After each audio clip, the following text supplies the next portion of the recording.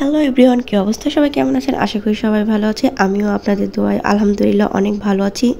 ছেলেকে নিয়ে যখন স্কুলে যাব তখন সে বায়না করলো যে সে স্কুলে কেক নিয়ে যাবে। তো আমি যেহেতু কেক বানাতে পারি তো আমি বললাম যে তোমাকে আমি কেক বানিয়ে দিই, তোমাকে আমি কিনে দিব না। দেন আমি তাড়াহুড়ো করে চলে আসলাম কেক বানাতে, যেহেতু ছেলে স্কুলে টিফিন নিয়ে যাবে আর সময়ও নেই হাতে। তো আমি তাড়াহুড়ো করছিলাম যে যাতে ক্লাসের টাইম পার হয়ে না যায়, যেহেতু আমাকে কেক বানিয়ে ছেলেকে নিয়ে স্কুলে যেতে হবে, তার জন্য আমি অনেক দ্রুত করছিলাম কাজটা। দেন আমি এখানে একটি ডিম আর চিনি দিয়ে ভালোভাবে বিট করে নিয়েছি। যতক্ষণ না চিনির দানা গলবে ততক্ষণ আমি এটাকে বিট করে নিব। তো কেকটা আমার প্রায় বানানো হয়, এই জন্য আমি দ্রুত কেকটা বানিয়ে নিতে পেরেছি, কারণ আমার ছেলেরা কেকটা খেতে অনেক বেশি পছন্দ করে। তো মাঝে মাঝে তো আমার ছোট ছেলে অনেক রাত হয়ে যায়, তখনও বলে যে আমাকে এখনই একটা কেক বানিয়ে দাও। মানে তার কেকটা এত বেশি পছন্দ, কিন্তু আমার বাসায় কিন্তু আমি প্রায়ই কেক বানিয়ে তাদেরকে খাওয়াই, কিন্তু তারা অনেক বেশি পছন্দ করে আমার হাতে বানানো কেকটা। তো কথা বলতে বলতে আমার ব্যাটারটা মোটামুটি রেডি। তো আমি এখন মোল্ডে ঢেলে নিব।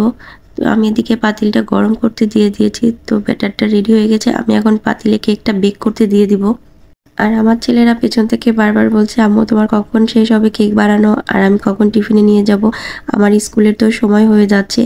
তো আমি বারবার বলছি যে আর বেশি সময় লাগবে না, আর কয়েক মিনিট লাগবে, কেক তৈরি হয়ে যাবে এখনই। তো এদিকে টেনশন হচ্ছিল যে আমি টাইম মতো টিফিনে কেকটা দিয়ে দিতে পারবো কিনা, যেহেতু ছেলে রাত্রি বলে রেখেছে তাকে স্কুলে টিফিনে কেকই তৈরি করে দিতে হবে। তো আমার কেক বানাতে বেশি একটা সময় লাগেনি, আমার 15 মিনিটের ভিতরে আমার কেকটা রেডি হয়ে গিয়েছে। আমি গরম গরম কেকটা মোল্ড থেকে মোল্ড আউট করে নিচ্ছি। তো দেখেন আমার কেকটা মাশাআল্লাহ রেডি, আর অনেক বেশি সফট হয়েছে। আমি কেকটাকে স্লাইস করে কেটে নিব ছেলের টিফিনের জন্য।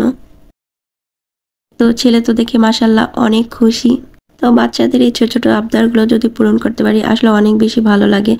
তো আমরা যারা গৃহিণী তাদের তো সারাদিন সংসারের কাজকর্ম নিয়ে ব্যস্ত থাকতে হয়, তার মাঝে যে বাচ্চাদের মুখের হাসিটা দেখতে পারলে আসলে অনেক বেশি ভালো লাগে, অনেক আনন্দ লাগে। তো কেক বানাতে বানাতে আমার ছেলের স্কুলের সময় হয়ে গিয়েছে, তো আমি ছেলেকে নিয়ে স্কুলে চলে যাচ্ছি। রাতে বড় ছেলেকেও নিয়ে যাচ্ছি, কারণ তার পরীক্ষা, তো আমি তাকে পড়তে হবে। তো ওইখানে নিয়ে আমি কিছুটা সময় তাকে দিতে পারবো, তার জন্য তাকেও সাথে করে নিয়ে যাচ্ছি।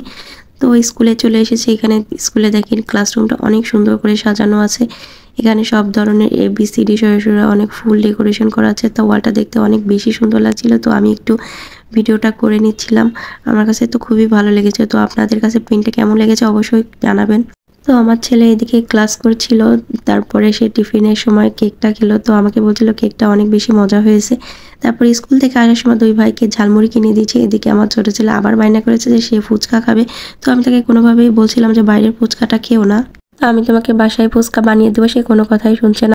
আসলে বাচ্চাদের বাইরের খাবারের প্রতি অ্যাট্রাকশনটা এতই বেশি থাকে যে যতই ঘরে ভালো খাবার বানিয়ে দিই না কেন, তাদের ওই বাইরের খাবারই বেশি পছন্দ। তাদের ওই বাইরের খাবারের প্রতি আকর্ষণটা অনেক বেশি থাকে।